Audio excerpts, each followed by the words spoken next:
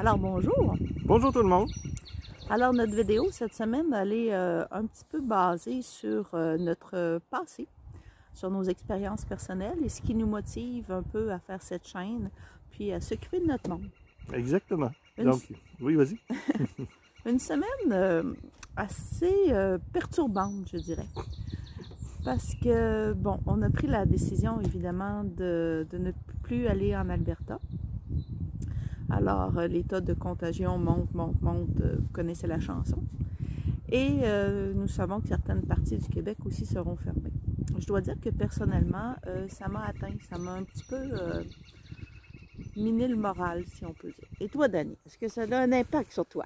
Ben oui, je suis un peu déçu, c'est sûr, mais premièrement, on y a déjà été en Alberta, fait que c'est pas si grave. Puis deuxièmement, ben on va quand même visiter plus longtemps les régions du Québec, puis c'est correct, on va avoir quand même beaucoup de plaisir. Alors, pour contrer cette situation, j'ai dit à Danny, bon, samedi matin, on réserve. On réserve s'il fallait passer à l'action. Alors, on a réservé. Ouais, on a réservé 6 nuits, 7 nuits dans un parc national, le parc national de Port-Cartier-Sept-Îles. Ensuite de ça, on voulait réserver Havre-Saint-Pierre, le camping municipal à Havre-Saint-Pierre, sauf que là, on a fait notre demande par Internet, on attend des réponses. Et fait que, grosso modo, ces deux réservations-là sont faites. On a pas mal fait notre itinéraire pour notre premier mois, qui est vraiment la région Sept-Îles-Bécomo. On prend notre temps. Il n'y a pas de problème. Et pour l'Alberta, bien évidemment, on perdait encore une fois notre dépôt. Fait qu'on a fait les armes charitables. On a donné à notre nièce l'opportunité d'aller héberger à notre hébergement. Donc, finalement, on n'aura pas tout perdu. Et ça nous a donné l'occasion aussi de créer un lien avec elle. La sœur de Danny est en Colombie-Britannique depuis, je pense, plus de 20 ans. Plusieurs années, oui. Son mari est militaire et pour cette raison, on les voit très peu. Mélina, c'est sa deuxième fille. Elle a 3 filles, c'est sa deuxième fille. Et c'est elle qui est le plus attachée à ses racines québécoises. Elle est venue il y a à peu près 2 ou 3 ans et elle a sympathisé beaucoup avec notre fils. C'est une artiste. Elle s'est mariée l'année passée à Torino.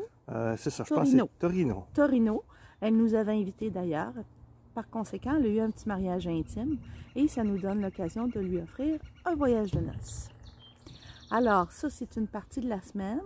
L'autre partie de la semaine, ma fille a fini son essai de maîtrise. Donc, un grand soulagement pour elle et plus de visites pour nous. Et... ponctué aussi par quelques blessures. Oui, c'est vrai. Donc, une première blessure ici, au doigt. Donc, la roulotte m'est tombée dessus. Ça a coupé le bout du doigt. Fait que j'ai rien de majeur, là. C'est une blessure très, très mineure. Puis après ça, j'ai tombé tête la première en enjambant encore une fois le bras de ma remorque. Puis là, c'est la côte ici qui a mangé le coup. Encore une fois, rien de majeur, mais 2 blessures en 5 jours, ça m'est jamais arrivé. Ça lui fait mal quand il rit, mais les nouvelles de la semaine n'étaient pas drôles, donc il n'a pas pu rire. Alors, un petit moment de tendresse qu'on voulait vous offrir aujourd'hui. On a écrit 3 livres. Danny en a écrit 2, j'en ai écrit 1. On voulait brièvement vous les présenter. Si jamais ça vous intéresse, n'hésitez pas. Moi, mon courriel, c'est marie-claude-lisotte@hotmail.com. Marie-Claude-Lisotte, pas de trait d'union, pas de majuscule.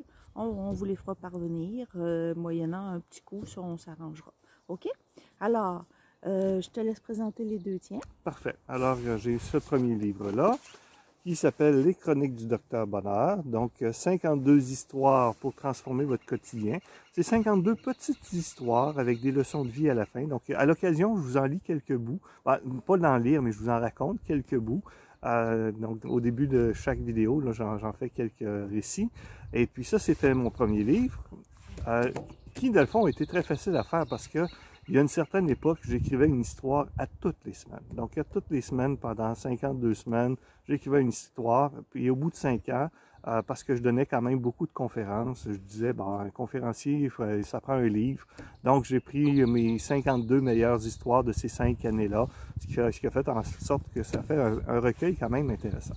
Et puis, le deuxième livre, qui est aussi Les Chroniques du Docteur Bonheur, le tome 2, mais cette fois-ci, c'est des conseils. Donc, les conseils du Docteur Bonheur. Et puis, cette fois-ci, c'est plus tourné sous forme de conseils. Encore une fois, des leçons de vie à la fin de chaque conseil. Et le but, dans le fond, c'est vraiment d'aider les gens à transformer leur quotidien, à voir la vie un peu plus positivement. Et toi, le tien? Ah, le mien. Alors, moi, le mien est un sujet un peu plus sérieux, si on peut dire. C'est des lettres de réconfort sur le deuil. C'est un tout petit recueil que j'ai fait avec des situations très particulières. Et je l'ai écrit parce que, justement, je voulais faire le deuil de la perte de notre fils. Et c'était très compliqué pour moi. Alors, ça a été un soulagement d'écrire ces lettres parce que je me suis aperçue que c'est difficile d'emmener du réconfort à des gens qu'on aime qui vivent des pertes. Dans l'heure actuelle, la perte n'est pas juste le deuil, c'est la perte de voir des gens, c'est la perte de certaines amitiés qu'on ne peut pas entretenir. Ce sont des gens qui sont proches, que la santé dégrade rapidement parce qu'ils sont moins stimulés. Alors, c'est toutes des situations qui nous atteignent. Par contre, il ne faut pas se laisser abattre. Il ne faut pas se laisser abattre. Il faut aller puiser à l'intérieur de nous tous les souvenirs que ces gens-là nous ont apportés et se réfugier là-dedans. Je voulais vous lire un court extrait de mon livre. Je ne suis pas originale, je veux juste tourner. Alors, c'est un extrait pour le décès d'un époux. Chaque jour, je remercie Dieu d'avoir mis sur ta route un homme comme lui qui t'a aimé et chéri avec ardeur et tendresse. Son amour pour toi était rayonnant et plus profond année après année. Vos routes se sont séparées et c'est une nouvelle aventure qui commence, remplie de nouveautés. C'est une nouvelle recherche de repères, mais sans le savoir, il avait préparé son départ. S'il t'a quitté, c'est que tu étais assez forte pour continuer ta route. Si j'ai choisi cet extrait, c'est qu'à l'heure actuelle, on doit faire beaucoup de croix sur certaines aspirations. Mais en même temps, ça nous donne l'opportunité de découvrir en nous nos ressources profondes. Alors, c'était sur ce petit brin de nostalgie que nous allons enchaîner avec aussi une participation qu'on a fait avec les bouillons de poulet. Bouillons de poulet pour l'âme des Québécois. Vous connaissez probablement la série des bouillons de poulet. Alors, je vous raconte l'histoire. À l'époque, j'écrivais mes fameux textes. Et puis, j'avais été sollicité par quelqu'un. Je ne sais pas de quelle manière qui était rentré en contact avec moi. Mais bref, pour envoyer un texte pour le bouillon de poulet pour l'âme des Québécois. Ils ont reçu à peu près 8000 textes. Et sur 8000 textes, ils en choisissaient seulement 82. Et notre histoire a été retenue parce qu'on l'a coécrit, Marie-Claude et moi. Et notre histoire a été retenue.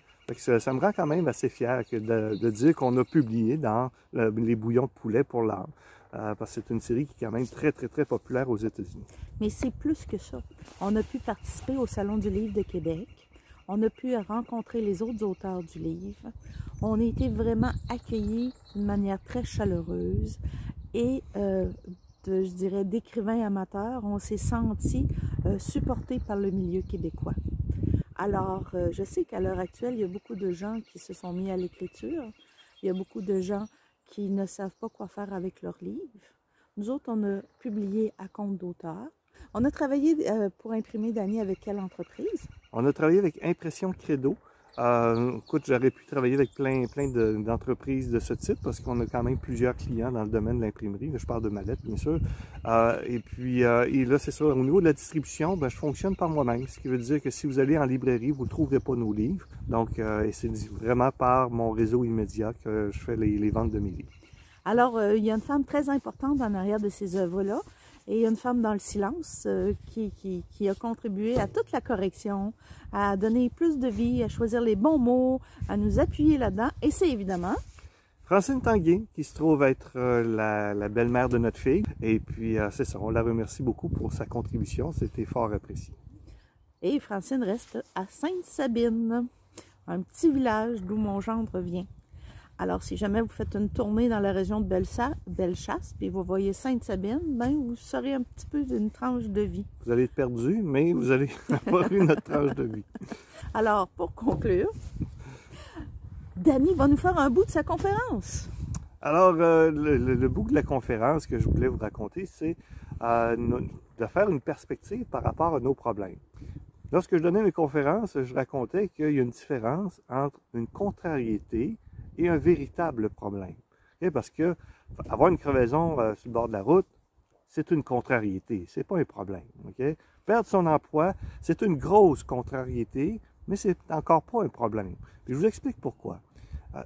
Peut-être que si c'était arrivé autrement, ça aurait été encore pire. Donc, dans cette perspective-là, on peut dire que ce n'est pas nécessairement un problème.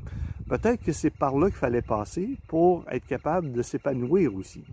L'autre élément, c'est si vous projetez dans une année, est-ce que ça va être encore un véritable problème? Si la réponse est oui, c'est un vrai problème. Si la réponse est non, c'est parce que c'était une grosse contrariété. Et l'autre élément, c'est d'être capable de se comparer à pire que nous.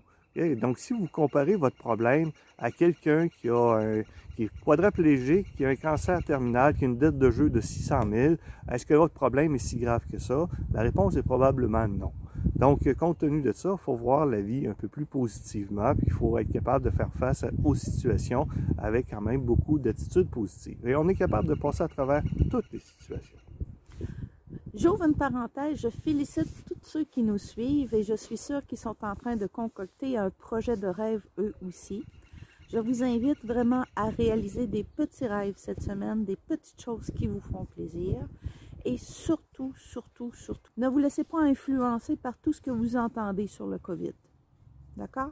Préservez votre petit bonheur. Tenez-vous loin des gens qui ressassent le passé. Tenez-vous loin des gens qui ont peur. Tenez-vous loin des nouvelles. Et surtout, ayez le bonheur. Amusez-vous. Alors, je vous invite à vous abonner à notre chaîne. Cliquez sur le petit mot « J'aime ». Abonnez-vous, puis on vous souhaite une bonne semaine. On se revoit la semaine prochaine. Au revoir. Bye bye.